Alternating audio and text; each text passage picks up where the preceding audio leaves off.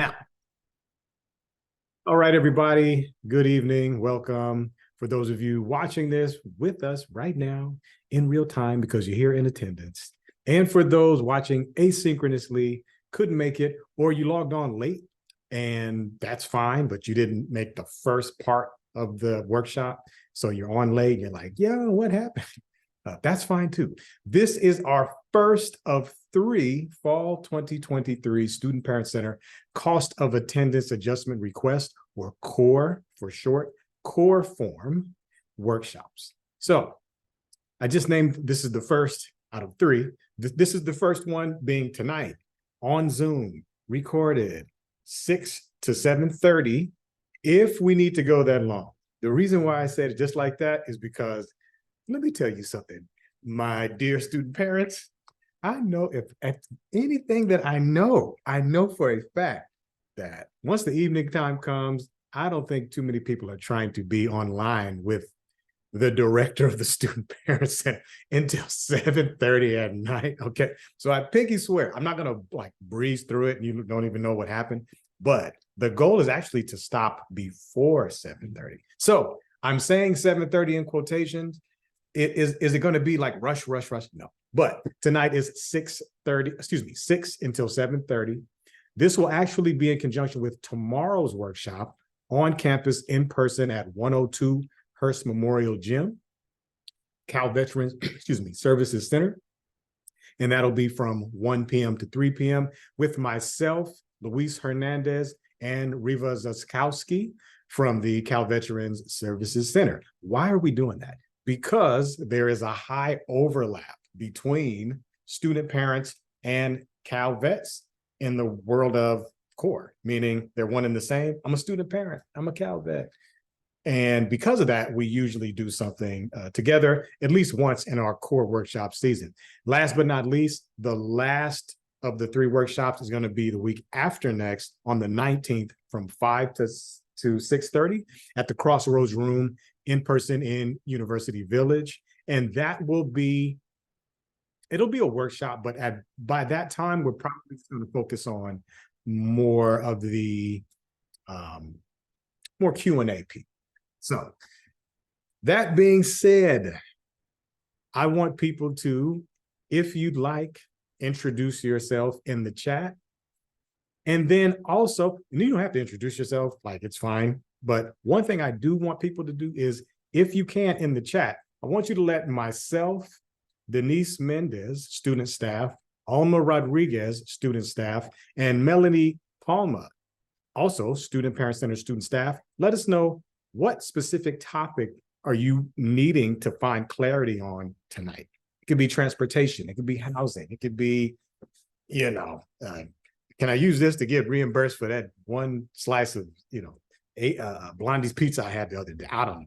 But the idea is, let us know beforehand, not because we just want to bombard you with questions up front. It's because as the time goes by, we want to make sure that we're focusing on what it is that we need to focus on for who we have here with us. But then also it shaves off some of the well-intended, but probably avoidable lengthy Q&A sessions where we might be able to address that right here, right now in the presentation. All right. So after this big, long speech about COAAR that I'm giving right now, we're going to go straight into some slides. And the reason why I'm asking, again, for people to kind of put their topic of discussion or what it is that they need to know about in the chat area is because I want people to allow the slides to kind of take a, what am I trying to say here?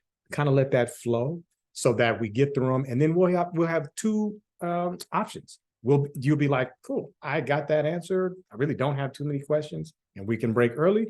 Or you do have questions, but the answer, it's a little more concise. You got a kind of an idea of what it is that you need to know up front in the presentation. And it really does come back to, let's not purposely go until 7:30, 7:45, 8:15 when we don't have to. All right. And I don't think that's the case, but I want to honor the parental role. All right. That being said, let me bring up these lovely slides, and then I'm going to share my screen. I want people to give me a thumbs up if you can see what I'm sharing once I ask you, and I'll ask you right about now. Can people see that? Can they get a thumbs up? What about hell no? Okay, you see. I say, what about hell no? I can't see. You can't. Okay, good. Very good. I'm gonna start my slideshow right now. Okay. And drum roll, please, the moment of truth. Okay, so this is what it says it is.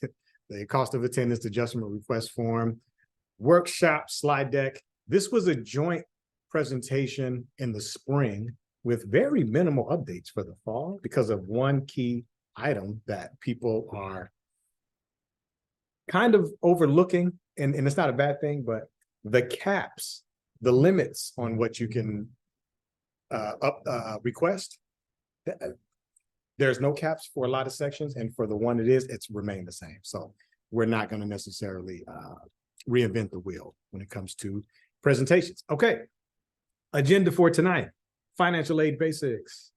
What is a COAAR form? Like, what is that? We got these student parent videos talking about it. Student parent center, student staff have probably told folks about it. Especially new student parent.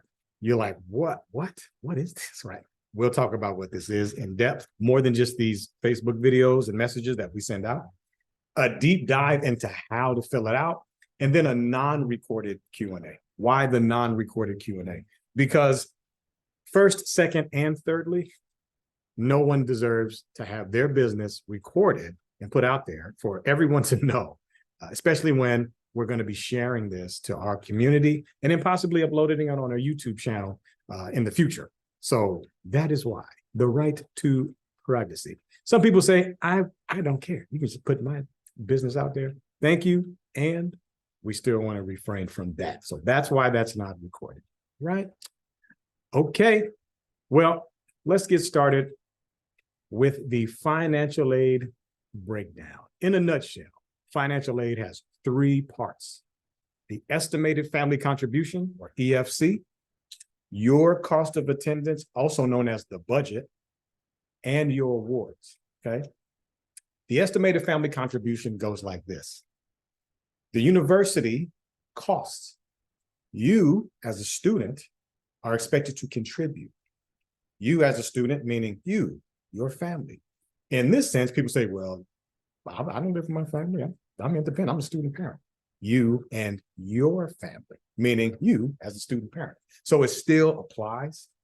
Estimated family contribution. And I'm going to zero back in on that word over and over again throughout the presentation. These are estimates, meaning there are sums and answers and deductions based off of the facts of your matter financially, and then other variables around you, cost of living for the Bay Area, other numbers and assumptions like that. That creates the estimate as far as the family contribution, all right? The cost of attendance, also known as the budget. It literally is what it sounds like. It's literally how much does it cost for you to attend this university? There's two U's. There's the U, that's the general U as a student within the UC Berkeley sphere, right? And the estimated family contribution that you can contribute to that cost. And then there's you individually as the student parent that may or may not be able to do that. You know what I'm saying? And it's okay. That is why this process and another process exists. We'll get to that, kind of sprinkle a little bit of that other process into this presentation, but it's okay if you're here right now because your cost of attendance that you originally got, you're looking at it, you're using it, and you're like, yo, nah, this is not going to work, player. I need a little bit more. And that is just fine. I did it too. We've all done it as student parents, okay? So no shame, no blame.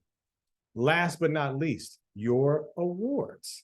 That means you have this cost of attendance. That also means you have an expected limit as far as the contribution that you're gonna give to what it is it costs to attend UC Berkeley.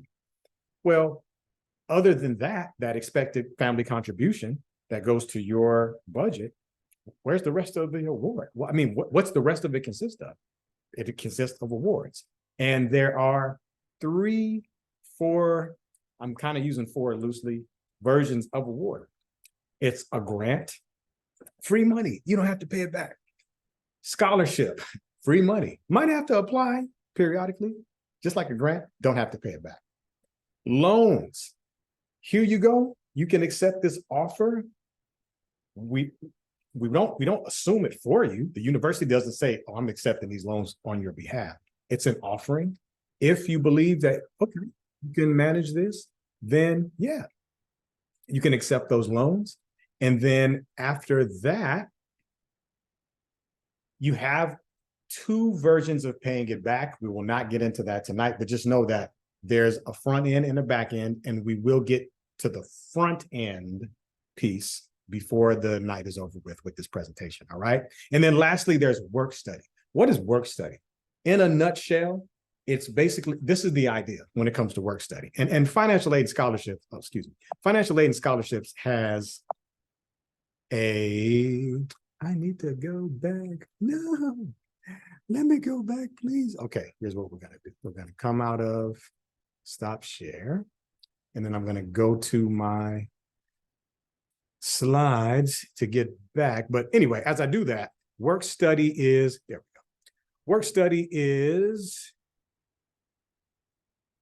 money that you don't pay back after you earn it in order to sustain yourself at college, like at the university, at UC Berkeley, right? So it's not necessarily a loan, you don't pay it back. And it's not a scholarship, meaning you don't necessarily have to, you know, apply for it once and then you get it and then and then that's it. That's essentially work study. I wish we can do something completely autonomous and different for work study, but we will not do that. Let me get back to my full screen ism here. Slideshow. Okay, and that's it. I just wanted to kind of start from there. Okay, how is eligibility and amount of aid determined? This is not a math class, but try to figure this one out with me. I'll give an example. The cost of attendance, how much it costs to go here, minus how much you are expected to contribute to that cost. Whatever that is, that's what you'll receive essentially in financial aid. Your financial aid package consists of what you're going to be given and what you're expected to give pushed together. If you have an EFC of 0, that's the same thing. If you have an EFC of like $15, you know what I mean? That's the same. It'll be piecemeal together. It'll always be that algorithm. The cost of attendance minus what you're expected to contribute, that sum, whatever that equals, that is your financial aid and scholarships package proper, meaning grants, loans, scholarships, everything else that comes under the sun. So an example of this would be if it costs me $5 to go to UC Berkeley, and this is clearly hypothetical, okay?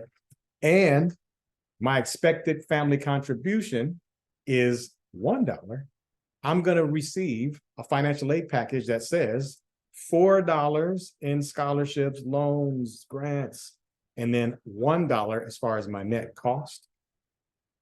Again, usually most student parents, very low to no EFC.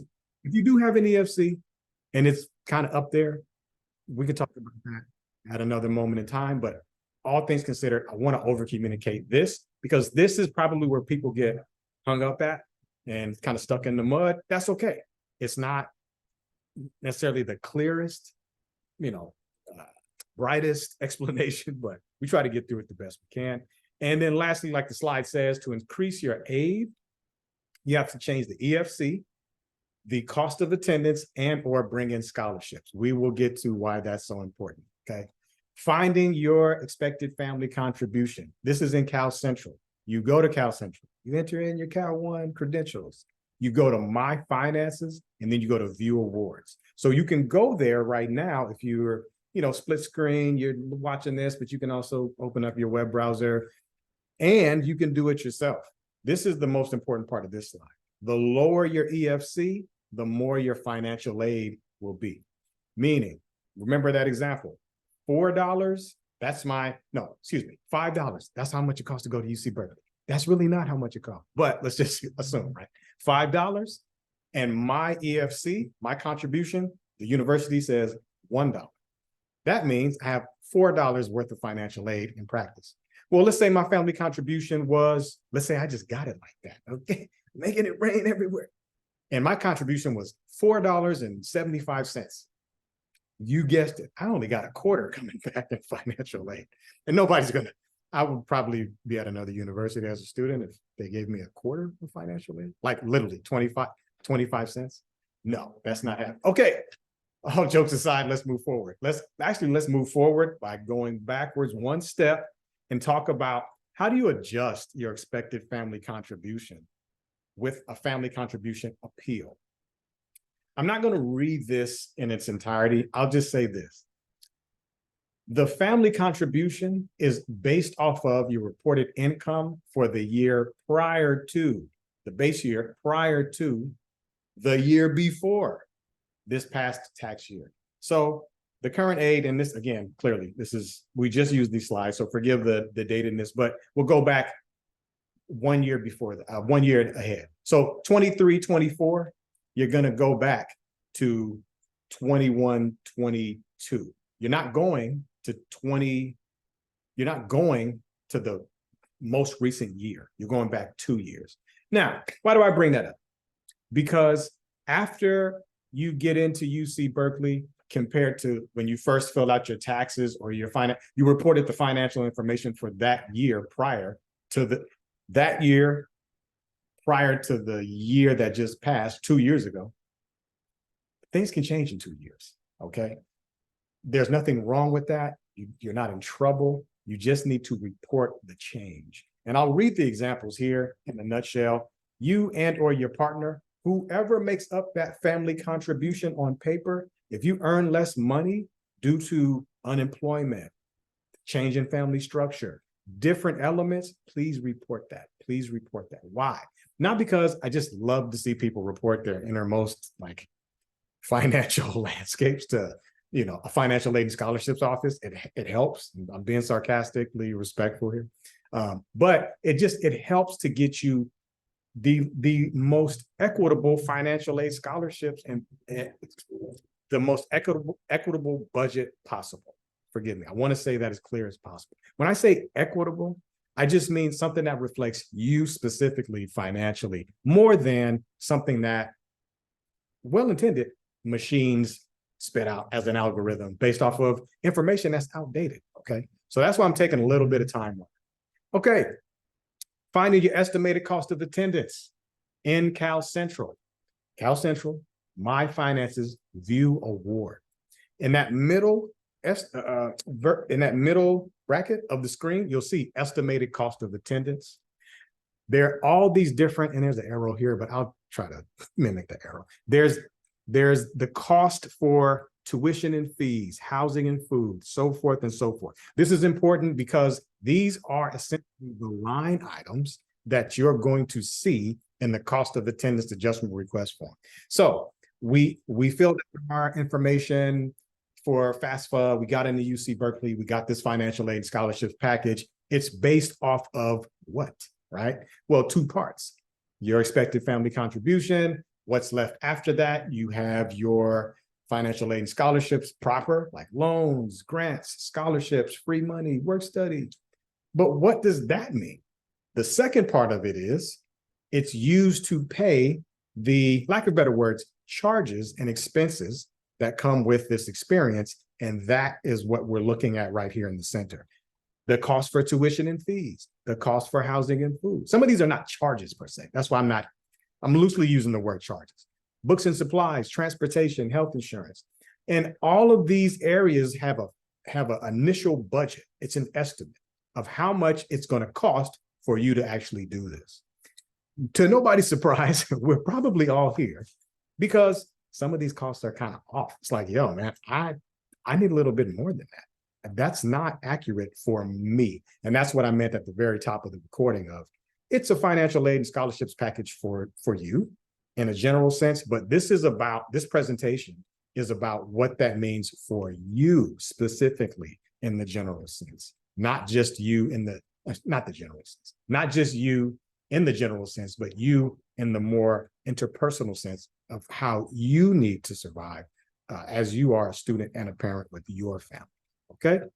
Okay. Now, here is an example. Moving into the more, let's talk about COAAR aspect of this presentation. Here's an example of how to calculate your monthly estimated cost of attendance budget. And here's a housing example, all right? So as you can see here, housing is listed as $11,462 per academic year. And the academic year is not 12 months, it's 9 months. Okay, so let's take that and divide that by 9. If you divide that by 9, you got $1,273.55 per month, $1,273.55 per month. Raise your hands or put something in the chat if that is not enough for you to see. There we go. I see some people. Spring, yeah, you put your, yeah. Couple of people. That is not enough. We need a little bit more than that, okay? And that's okay. That's okay. Perfectly fine. Nobody's in trouble for needing more after receiving what they received initially, all right? Okay, so that is an example of why, you guessed it, the cost of attendance needs to be, you guessed it again, adjusted. And this is the workshop on how you request, okay? Okay, let's move forward with that example, all right? So you're filling out this COAAR, you're like, okay, cool. But you've been hearing a lot of murmur. Oh my goodness, people are talking. What are they talking about? They're talking about how, well, don't do it. Don't fill it out. Why? We just had a workshop about it, right? People will say, well, don't fill it out because it's just a bunch of loans. I'm going to look in the chat for 20 seconds. It's just a bunch of loans. Oh, man.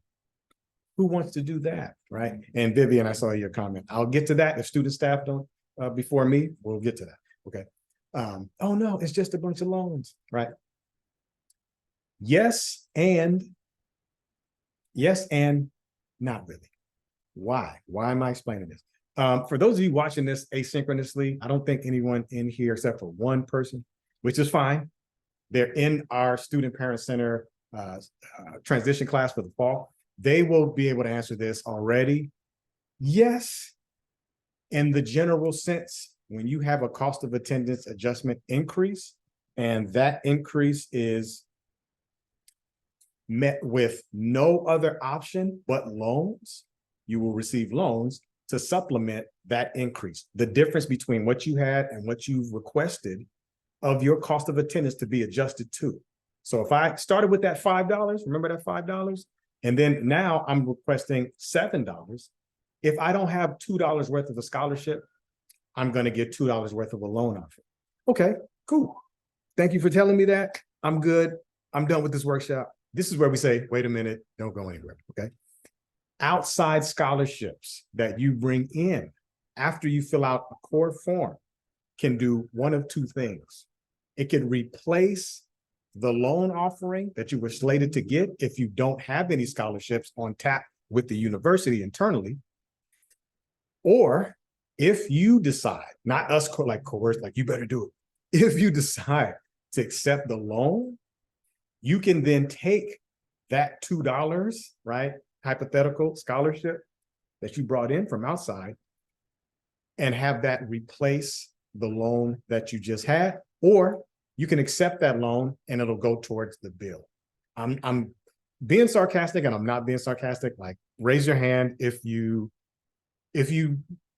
don't want loans, and really what it comes down to is like, I just don't want the student loan debt after I graduate. You know what I'm saying? That's really what people, I'm not a mind reader, but that's what people are thinking, but they just don't want to say. So I'm just kind of saying it for you so we can just exhale and clear the air. You don't have to panic or be nervous about that. We wouldn't have a workshop if we knew that all you'd get are loan offerings. With respect to other programs that do, that's fine, but not this community. You deserve to have as many options as you can get when it comes to the most equitable package. And when I say equitable, I mean free money.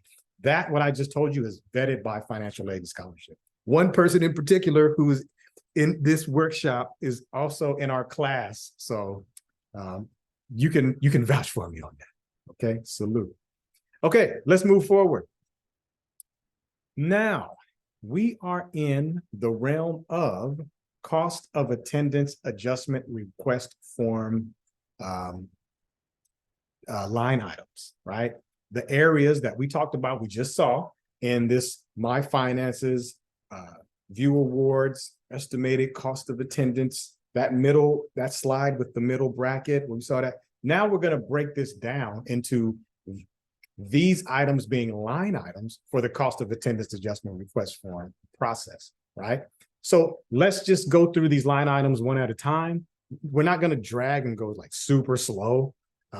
We want to be mindful of time, but we do want to just open each one up as best as possible so it makes the most sense, and then come back for questions, in the chat, or you can just unmute your mic once we're done, okay? Okay, so when you fill out a cost of attendance adjustment request form, COAAR form, and you're filling it out for rent, mortgage, and or utilities, housing, the standard budget for dorms, village, or off campus, this is where it gets a little tricky. I'm putting this in quotations, but right now as it stands, there are no caps for that. You just need to show you have proper proof, proper documentation that what you are paying and what you are being given by the university, loans and scholarship combined, is not enough. Word to the wise, and I didn't make this up, but I would be a fool for not telling you this, because someone should tell you this because you're supposed to be told this.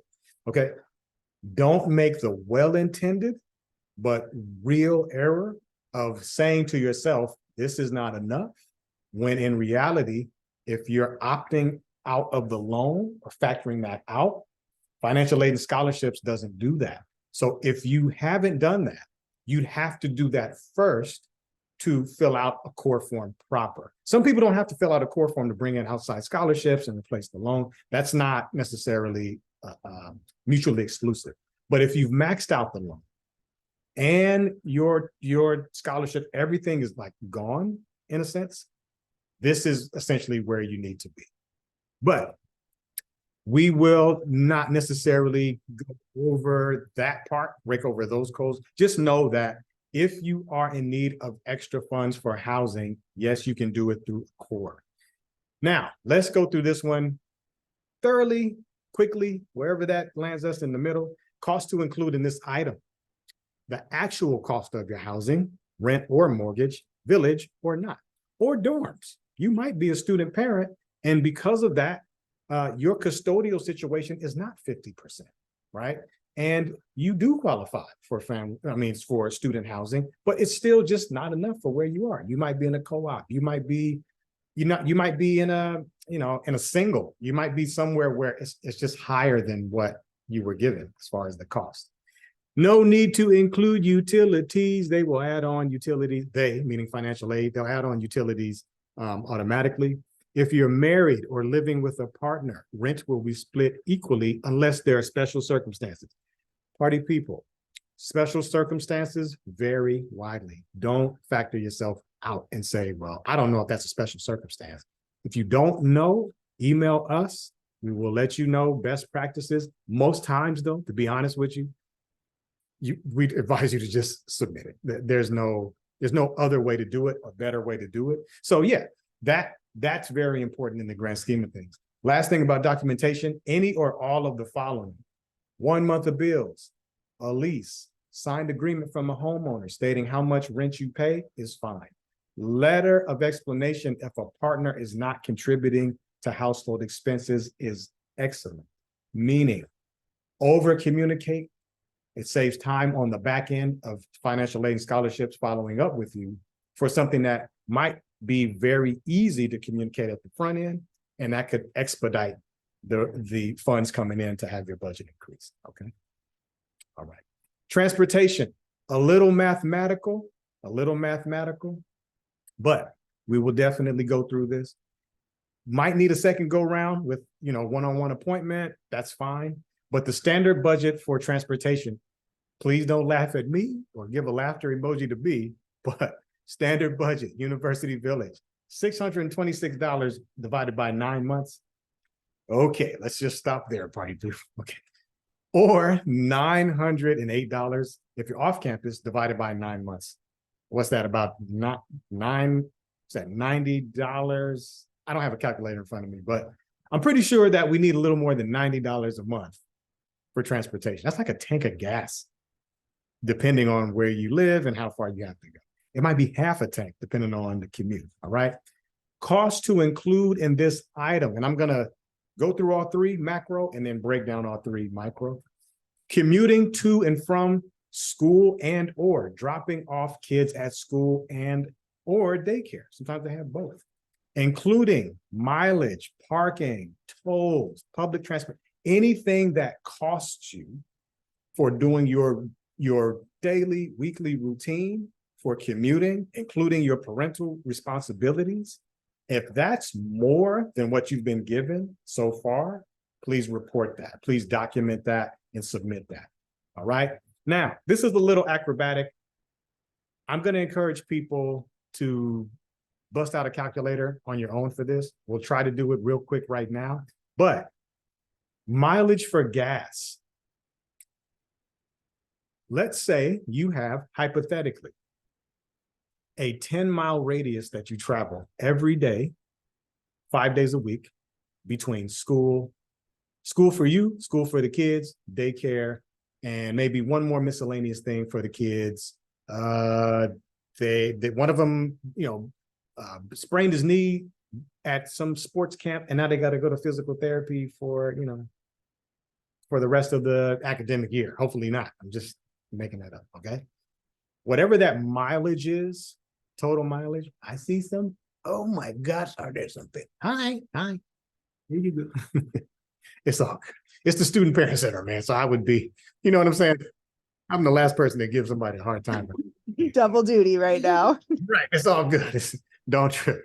Okay. So let's say we got a 10-mile radius. We're going to take that 1 mile and multiply it by 0.625, 62 cents. But if we got 10 miles, we're taking that and multiplying it by 10. If we're doing that once a day, we're going to multiply, and we do it 5 days, we're going to take that sum, 0.62 cents by 10, and multiply that by 5, right? And if that is our weekly commute expense for a total of 16 weeks, we're going to take that weekly expense, multiply it by 16. I'm gonna stop there because we can go all around the world and back with numbers, but that is essentially the immediate and beginning of how to calculate transportation costs. So you can factor that into the standard budget that you're already given, meaning it's whatever that extra is plus the standard budget. So it's not, so if you have, let's say you calculated, oh, I pay $1,000. It would be standard budget in the village, $1,626. If you're off campus, that hypothetical 1,000 would be $1,908. All right. Flights home, in quotations, during breaks with children. The maximum of domestic trips per academic year is, 2, and then 1 international trip allowed per academic year. Okay. So what there's okay, a few things to disclaim. Okay. That quotation marks for home. We all know that home, that some people have not been home in like 10 years. You know what I'm saying? I'm not flying home to see these people at all. They're not my family like that there. This is my real family, chosen family, extended family. This is family, and therefore this is home. The general sense of you as a college student at UC Berkeley. Remember the very beginning of this presentation? That's the general sense. We're coming from somewhere else, and then during the holiday season or when necessary, we go back home. Home is not always to moms or to dads or to the immediate parent. That landscape is rich, it's vast, it's diverse. So to honor that, that's why we're putting home in quotation marks. Fun fact, nobody is going to chase you down the runway and say, you sure you're not going somewhere you're supposed to? That's it. As long as you are documenting how much it costs, and that's more than what you were given, that flight home, that's home. So no shame, no blame. Before we get into cars, one thing to say about documentation for, excuse me, for home, for flights home. Calculate the cost of it for you, your plane ticket, and your dependents, no disrespect, but spouses and partners, unless they're a student, are not included in that. Shopping cart for your plane ticket needs to be for you and all of your dependents at least 21 days in advance of when you're going to go. Okay, so whenever that is, so let's say hypothetically you want to travel somewhere October 21st, you have to have that submitted. That shopping cart has to be in there dated for October the 19th or 20th, or excuse me, October the 1st. Or what is that, September 30th or October 1st, realistically. Okay, so last but not least, any other transportation expenses that come up, such as car registration, insurance, car repairs. Something not on here, but I will say is a secret. That's not a secret, but still a secret. New tires once every 6 years. Don't quote me. It could be less, maybe 4, but definitely 6. Now, if you have brand new tires on your car and you absolutely need new tires, submit your proof, proper proof, and we will go from there. But what I'm trying to over communicate is that don't opt out. Rather over communicate your need and be met with the maximum, as opposed to under communicate and potentially miss out on something that you could have got funded for with potential scholarship, as opposed to a loan, right? Oh, and then real important, consumer debt, meaning car note, anything around the oil change, right? Routine maintenance to that degree, that's not included for transportation. I didn't make that up. I'm just letting you know what's true. I can't lie to you. So that is not included as well. All right. Computer, standard budget, no, none.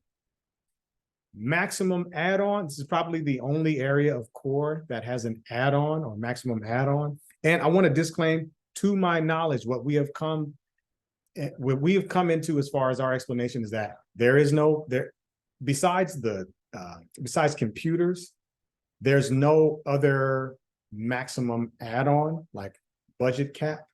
Maybe one more, I think it might be supplies for research, but we'll get there. But anyway, for the most part, computer, the maximum add-on is $3,000. The cost to include in this item, cost for one computer of your choosing, okay? You can only get a new computer one time every 3 years. The documentation is shopping cart or actual cost, meaning, I actually had the money and I paid for it. Now I want to get reimbursed. You can do that too. Most people, they don't have the money. They have an estimate based off the shopping cart that I got for what I need. This is the amount. This is not me telling you to break the bank. This is me telling you that you have $3,000 worth of a cap for a computer. And within that $3,000, printer, supplies, cords, things that make up your electronic landscape for being successful as a student. Whatever that looks like, if it's closer to $3,000 or right at $3,000, no one's coming to single you out. Why you do it? Don't be frugal unnecessarily in this area. It's very valuable and beneficial to be frugal, but I would highly advise do not be frugal in this area. Number one, because you don't have to be up to the maximum amount. And then number two, this is once every 3 years. So you want something that'll probably last you 3 years or more, as opposed to something that's not, being frugal in an area where you don't have to be. So, okay. And forgive me, I don't want that to sound like antagonistic, like people are going to do that. But I've seen it too many times where people have done it. It's like, yo, you didn't have to do that, man. You could have got some, super decked out Apple or Dell or whatever it is you want. But okay. Necessary medical and dental, standard budget. No standard budget right now. Cost to include in this item. Expenses not covered by insurance, including copays. Sounds like what it is. Checkups, lab work, prescriptions, optical, dental, physical therapy, non-physical therapy, AKA psychological counseling, okay? Non-physical therapy, including psychological counseling, all right? Any medical or dental expenses for your children, including co-pays or dental expenses, like braces, other external orthodontia, different items like that. As far as medical, casts, anything that is outside of what you are given by your insurance provider to pay, including co-pays, please state that. Documentation. This is where it gets a little tricky, but not really, but let me just explain. The copy of the billing statement or estimate with your name, the cost, the date, and type of treatment. The billing statement and or the estimate must indicate the amount paid by insurance. I read that verbatim. I'm also going to kind of annotate that or amend that by saying, because of HIPAA laws, if you want to omit some of the things that you believe are a little too personal, like I'm not trying, I just need this reimbursed. There are things there that if you want to black that out or not omit, or just take it out the equation, I'd submit that before I wouldn't submit anything, thinking that I can't do it, submit it, come back to it if needed. You probably won't come back to it, though. You should be fine. I want to be respectful of people's privacy and confidentiality. All right. Moment of truth, drum roll, please. And if you are with us tomorrow in person at the Vet Center, you might get more of this conversation. All right. And this is a big one. This is like at the heart and soul of a lot of student parent need and issue right now. Okay. Childcare. I love this section because I get a chance to clear up a few things. The first one is the standard budget is no budget at all, right? So there's no budget right now, meaning you couldn't have gotten less than what it is that you're supposed to get because there's not an amount that you've been given for a childcare problem. Okay. The cost to include in this item. Childcare costs for dependents under the age of 14, but moment of truth, clarity. But if they are older than 14 in special circumstances, submit that too. Meaning, and I use this example respectively. I've used it for years. I believe it sticks. People say, I get it. But let's assume respectfully that you have a child that is 17. Okay. You can say, why would a 17-year-old be in childcare? Let's also assume hypothetically that your dependent is physically 17, but cognitively 5. Cognitively 7. These special circumstances are valid and can be funded through the COAAR form. I don't want student parents to omit things of that nature, thinking that it's not. It is. In special circumstances, submit the proper proof and when I say proper proof, the proof that that's the circumstance and what you're paying, and we'll go from there, okay? Now, here's the other part of it that is very, very, very, I'm always happy to say this part because it's clarifying. It can be provided by a licensed provider or by a family friend or family member, meaning it doesn't have to be something technical at an organization or a facility. It can also be something holistic, home-based. If you have proper proof that you are paying for this, please submit it. Asterisk, and then we'll get to documentation, and then we're done with childcare. If married, the spouse must be working or a student. I don't want this to sound punitive or, interrogative, antagonizing. But the immediate logic is if the spouse or the student, if the spouse is not working, they're not a student, and they don't have any special circumstances, they're assumed that they're with you at home, taking care of the children, that because of that, you wouldn't need an expense for. That's not me saying that's what's going on with you, but I am saying that is the immediate logic to why, if married, spouse must be working or a student. We all know special circumstances occur. Submit that as well. Submit that as well. That's all you have to do to get clear to that asterisk, okay? Documentation, licensed providers, 2 canceled checks and a copy of the invoice or contract. For non-licensed providers, same thing, 2 canceled check, signed letter from the provider, contract from the non-licensed provider, very simple, name, your name, their name, quick contact, name, name of the dependent, how many hours, how much it costs per week, per month. As long as that's their numbers and agreed upon, like signed, doesn't have to be like notarized or anything. It could be signed, that's fine too. And with both of these, 2 canceled checks, if you don't have checks, that's fine. Venmo, Zelle transactions, proper proof that you've paid, that works too.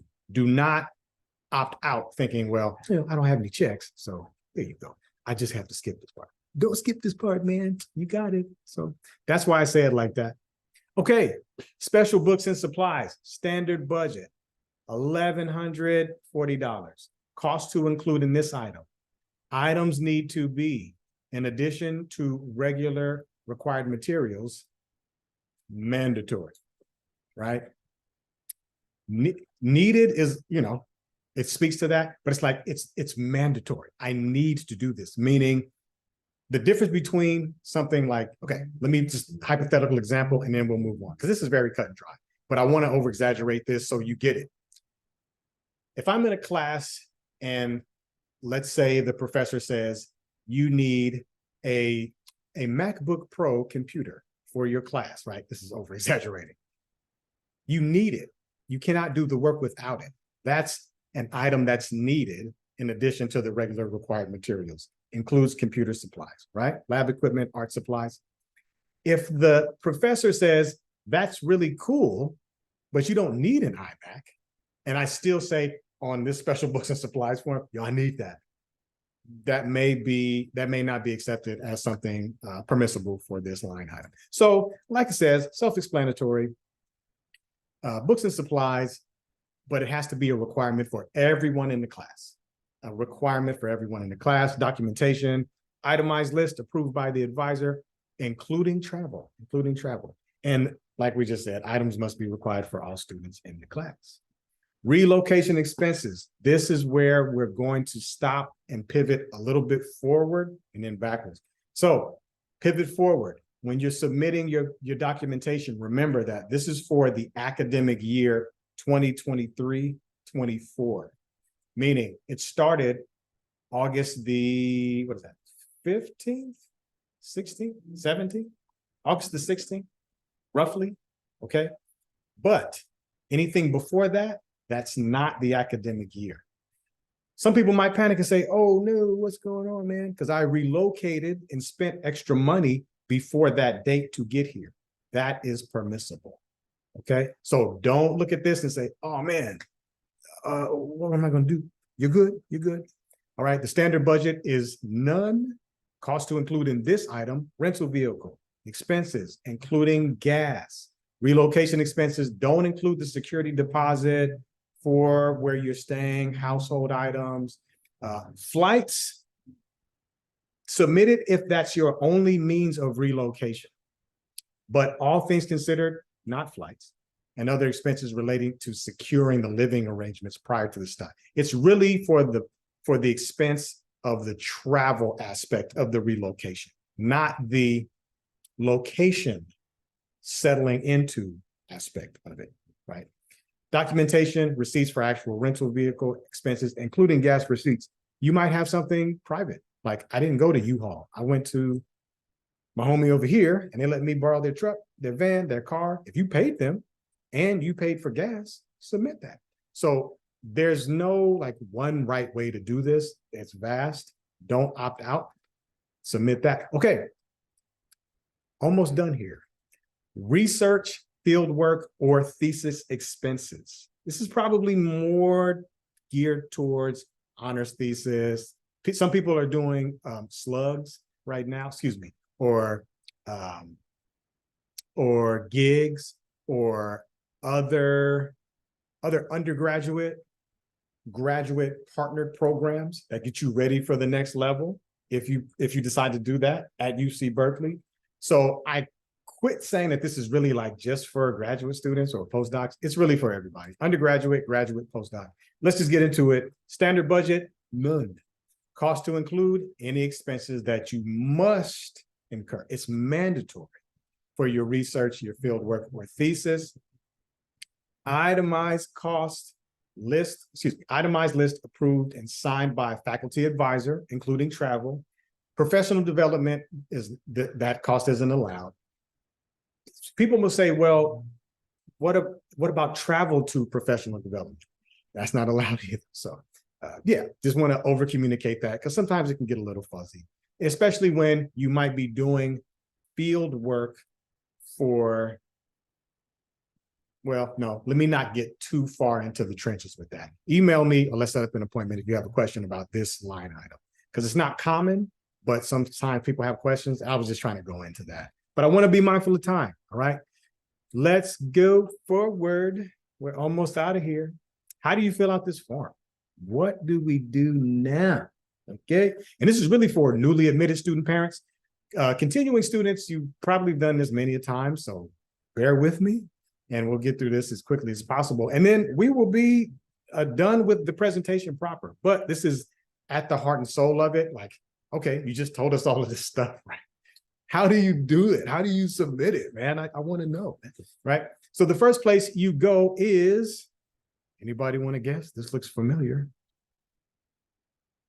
Don't all shout it out. No, I'm just kidding. It's Cal Central.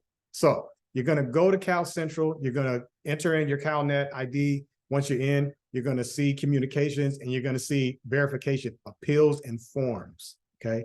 Then once you get there, you're going to click on managing requests. You'll see this icon here, manage requests. What pops up is the icon, manage requests, a option menu for you to pick. Unless you need to do the family contribution appeal, don't worry about that. Cost of attendance adjustment request. That's what you want to click. Okay. And then there are two explanations that, and we'll talk about this tomorrow at the Vet Center, the joint presentation with Student Parent Center and Vet Center. There are two different explanations you need to give. One that's just simple to the point, and then one that's a little more detailed for what you have going on in this. Okay. So the first one is, please explain, once you add the request to get the COAAR form, please explain this reason for your request. Okay. The request is what it says, what it looks like. My actual expenses are higher than the estimated cost of attendance. That's it.